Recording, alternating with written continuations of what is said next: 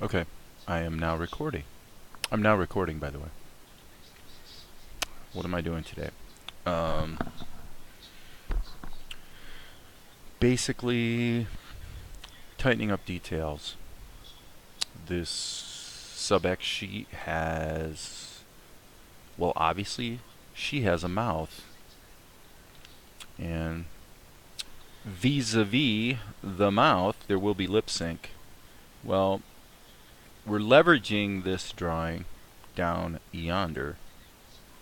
And so I had to cut and paste the lip sync, or the lip layer, the mouth layer, into the other parts of the sub-X sheet. However, there is still the problem of the background, so I need to Control C and go and paste this in here.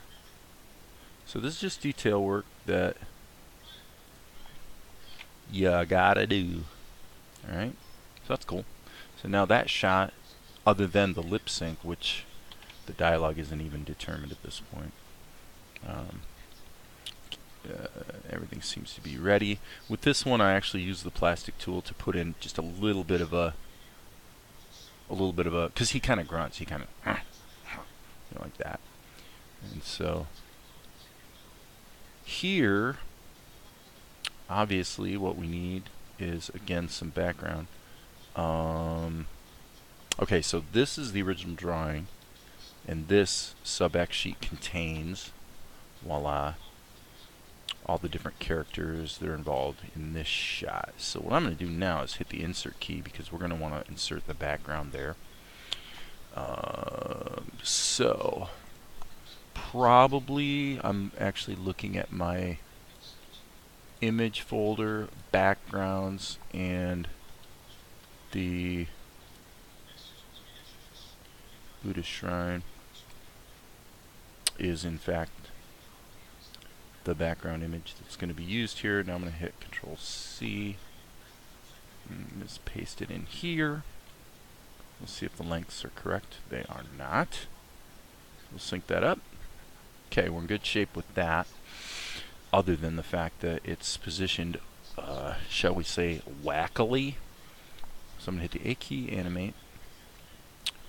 And actually, let's just, usually if you're going to be moving and scaling things, setting the center in an intelligent place is like one of the smartest things you can do. Because now when I scale this up, it's going to scale around that point. And it's not actually exactly what I was hoping for. Because really that needs to be like that. So that means we have a problem. And the problem is that that drawing is not going to be sufficient. Okay. What I'm going to do, I'm going to have some fun here. This is where I'm going to jump in and use the mypaint brushes to have some fun. Okay? So, first of all, I'm going to hit the B key, and then I'm going to grab this brush. And the way I'm going to do this is I'm actually going to do this as a patch. What is a patch, you ask? Well, patching is kind of just what you do. So I'm going to hit the R key and then B, all right, and I want this brush to be on the big side. I want to just block this in, and then what I can see already is it needs to be, these two levels need to be reversed. Okay. Okay, cut. Yeah, there we go. Yeah, switch back to the default brush, which is always a bit annoying. But you can use the R key to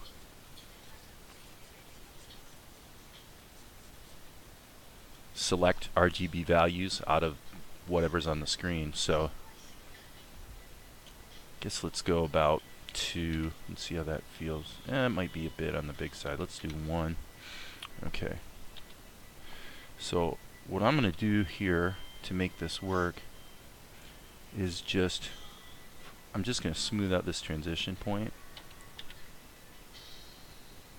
So you can see this is kind of fun because literally just painting over it, and you know, it's just traditional art. You know, there's nothing too fancy schmancy about it. B. So let me go back here, and I'm actually going to make this big again, because what I want to do is silly. OpenToonz keeps going back to the default brush. I just want to scribble this in.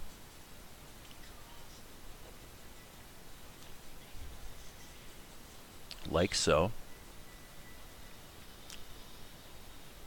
Okay. Now, in very simple and broad terms, I'm going to take some of these RGB values and mush this out a bit. Okay. Same thing here.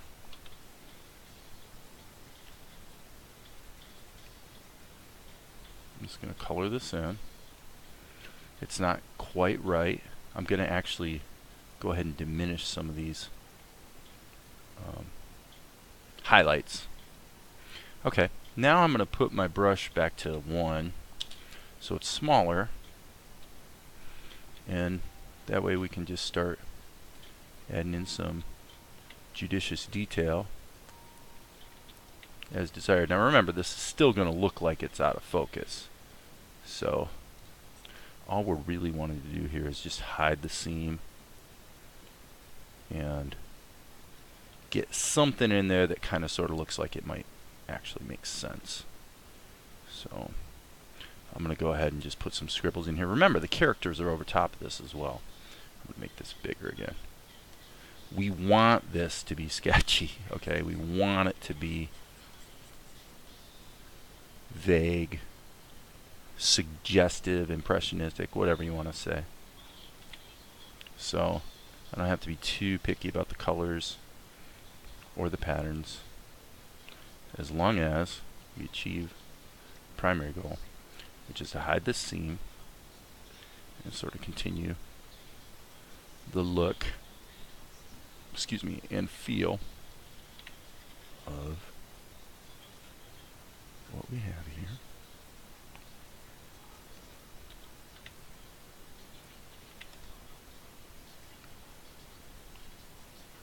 So it's all just impressionism.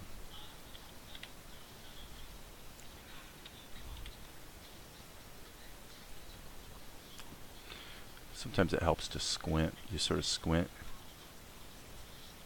and it makes it so you see it as if it was out of focus or whatever. Okay, I'm going to make a brush as big as possible. I'm just going to get some, and I really want to sort of downplay that. Anywhere there's bright colors in here, I want to sort of wash them out a little bit. Okay, that should pretty much work. Oops. Okay, and as long as we're doing it this way, in the most extra fun way, why don't we grab a sort of a medium color, and in perspective,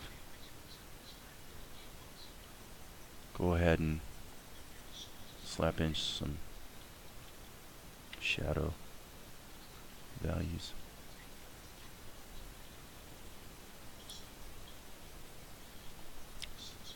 We just want it to be noisy enough to fool the eye.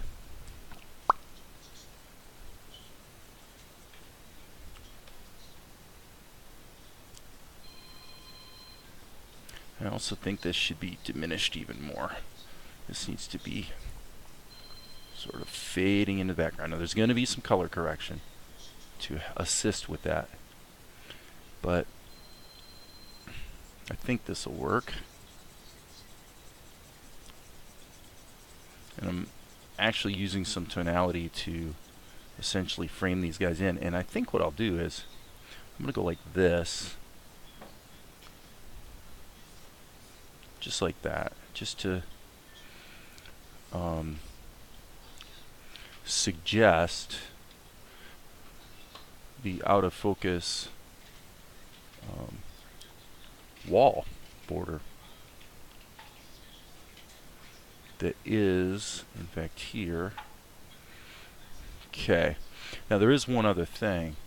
Actually, I guess I'll have to paint this over top. Let's jump up out of here. File. Let's save all. And I'm just going to go ahead and kind of make this real small just to preview it.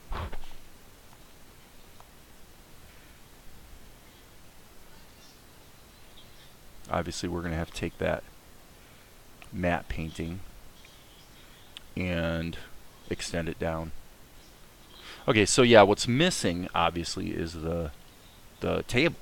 You know, we don't have a table in there, so let's do something about that. Let's go. Okay, that's our sketch. Let's go down into here. This is actually the most fun part of creating animation, you know, assets or whatever, is the fact that you can just kind of go in and paint over stuff and make it work. Now there's one other component that really should be in this background painting. I think I'm going to hit save, and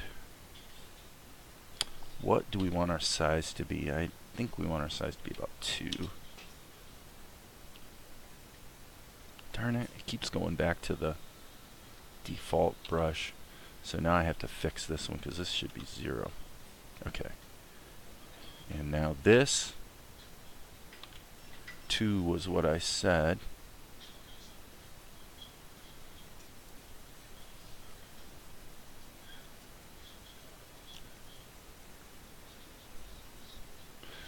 And disaster has struck. Darn it.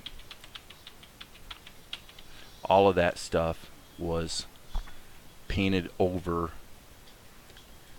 this painting, which is exactly what we didn't want to do. We've got to make sure we're in the right level, or you're going to dance with disaster, baby. Dance with disaster.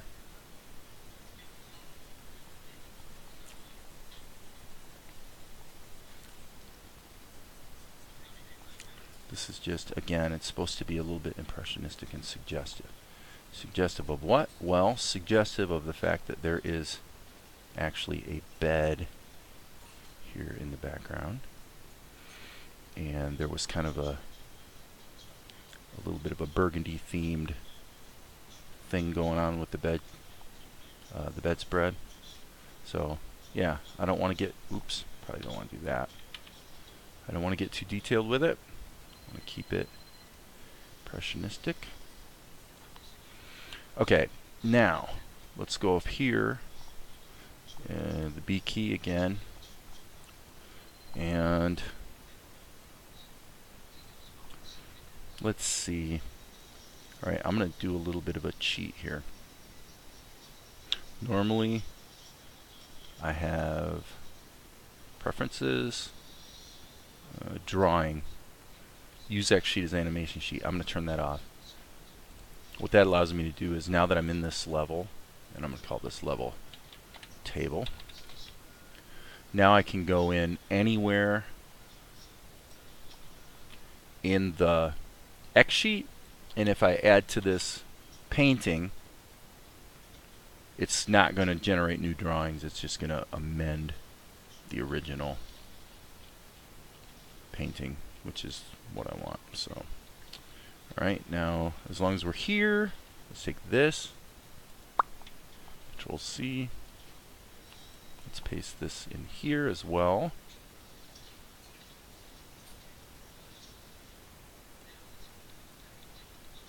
And what we want to do is get down to the point where right here, see right here, he's going to put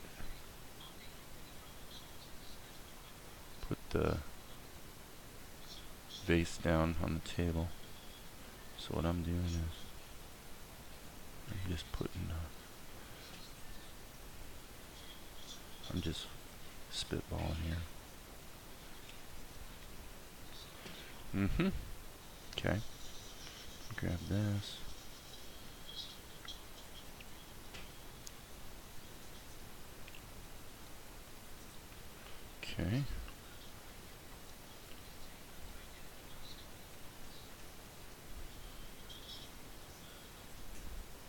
go with a more of a brownish type of tonality here.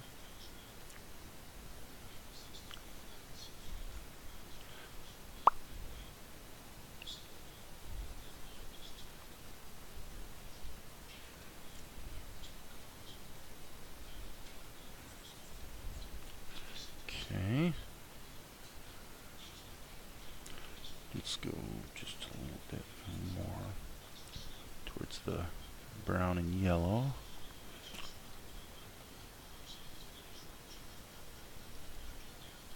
And actually, I'm going to hit save here.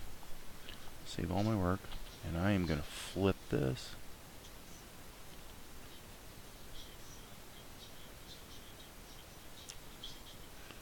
Now you can probably notice that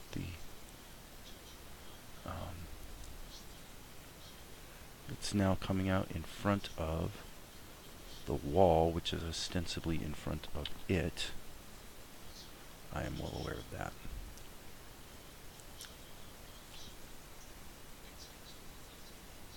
Okay. And now I'm just going to grab this, hit the B key, let's go back to 0, turn this down to black, flip it, okay, and stupid.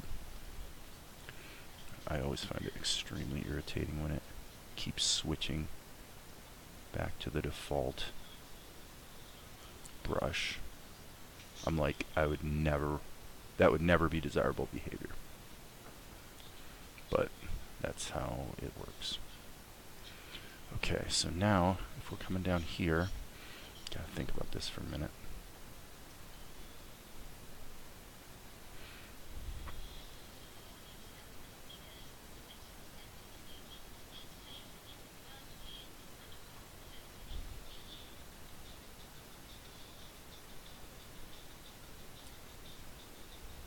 I have absolutely no idea if I were to actually project a shadow from this table like so, would it...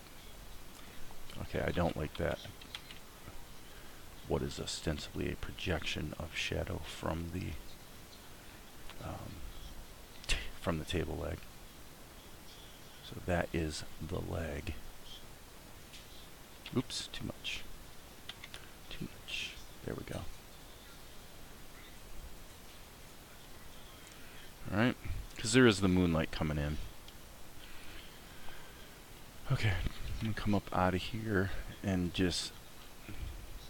I'm really winging it. Just see how it feels.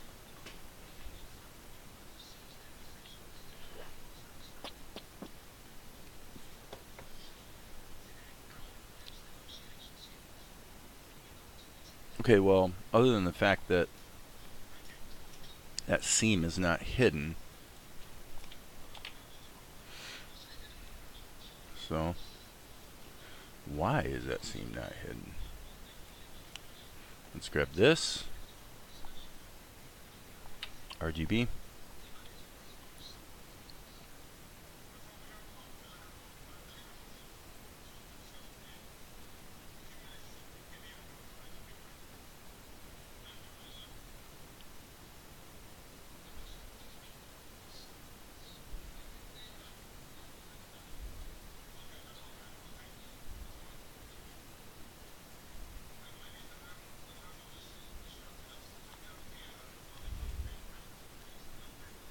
Wow.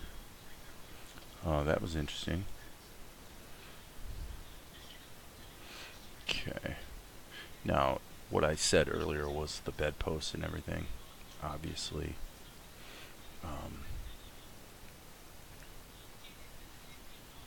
it's a bit of a stretch. As I say, this is extremely impressionistic. But the reality is, normally, for backgrounds, it's actually what works. You want it to be impressionistic. So, okay, let's hop back up out of here. Let's go to the sub X sheet, and let's go ahead and insert the color correction, which will presumably encompass the entire sequence. Okay, what would we do? Well, first of all, let's close this. What we would do, first let's go into preview mode. We're going to turn the RGB down to about halfway.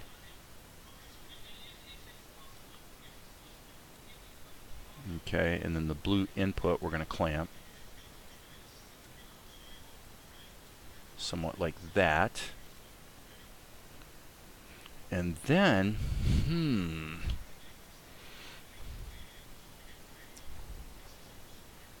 well, it's tempting to add a, I'm not going to do it now, but I may add some post-production effects that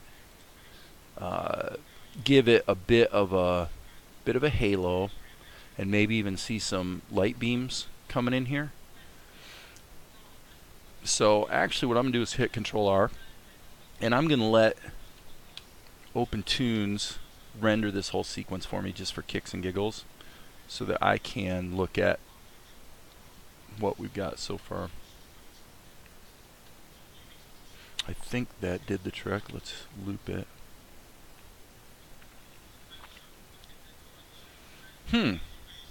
Why did we not see him move? Okay, let's go back to the top here. Okay, that's the grunt.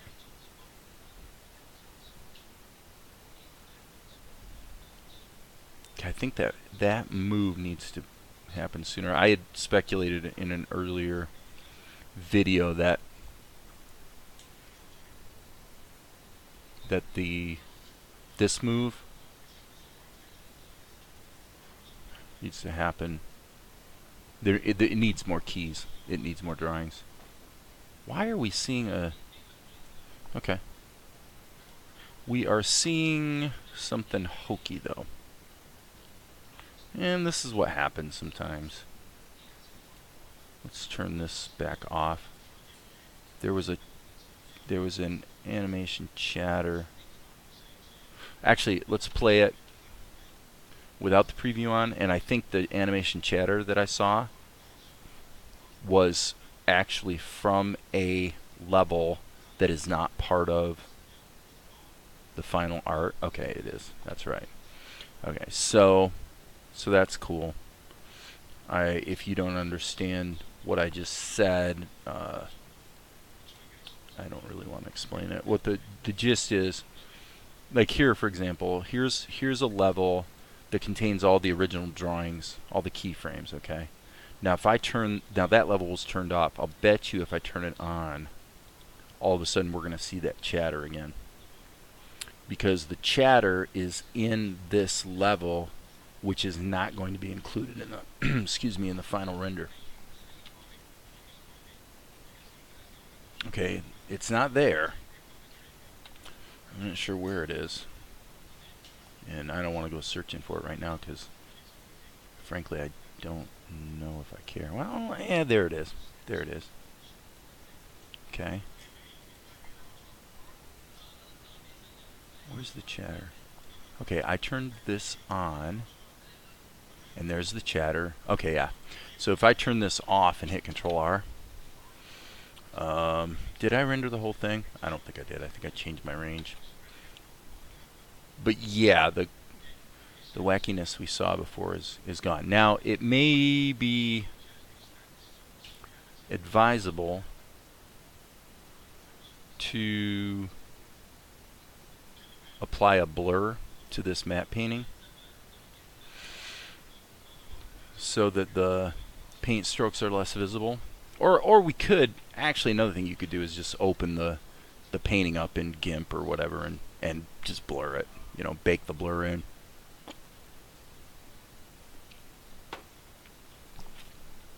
But basically the issue I have now is with the vase. Come on now, go into the subject sheet, you silly goose.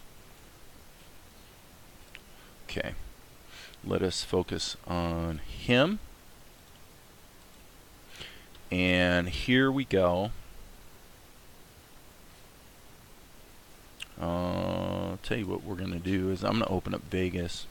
How we doing on time? Yeah, we're pushing a half hour again today. Man, I tell you, if I try to do anything that is productive or useful, it seems like I always wind up going into that half hour. So let's go to color. And the question is, if we remove, so this is a bit of a mystery with OpenToonz that I definitely need to investigate more thoroughly. If you apply a texture to a palette entry and then remove it, okay, so that's a custom texture actually. I wonder what do you do? Do you double click it? How do you get to the parameters? This is something I've just never done, and it's something I want to look into because, man, it would save a lot of time and solve a lot of problems to be able to create custom textures, because I could go ahead and take the pattern from the original vase that was rendered out of Blender and just apply that texture to this much smaller, rendition of the vase. So what we get here is this stupid pattern that I applied it to it just to see what would happen, to see what it was going to look like. Let's try some different ones here. Yeah, see, they're all, it really doesn't work. I mean, I need the correct texture. So now the question becomes custom textures. How do I add a custom texture? To figure that out, I'm going to have to go into the help, go online, whatever. And it's well worth it. This is something I've been meaning to go ahead and grok for quite some time and figure out, because, you can have bricks and there's a lot of, textures that would really be nice to apply to materials. And I just haven't learned how to do it properly. So, you can see what happens. All kinds of fun textures. And another thing is, if you noticed in some anime, I'll tell you what, I'll go ahead and I'm going to go ahead and go to the other segment where he sets the vase down. I think it's this one, I'm hoping. Yeah. Let me go ahead and flip through that now. OpenToonz is going to have to cache this in memory because it's generating the preview. But one thing I thought would happen is that the texture would slide underneath the object, but it doesn't seem to. OpenToonz seems to go ahead and, do a proper 3D style texture mapping, which I think is great. So the two things I need to figure out are, number one, where are these images stored? Because I literally don't know. I'm sure they're somewhere in the Toonz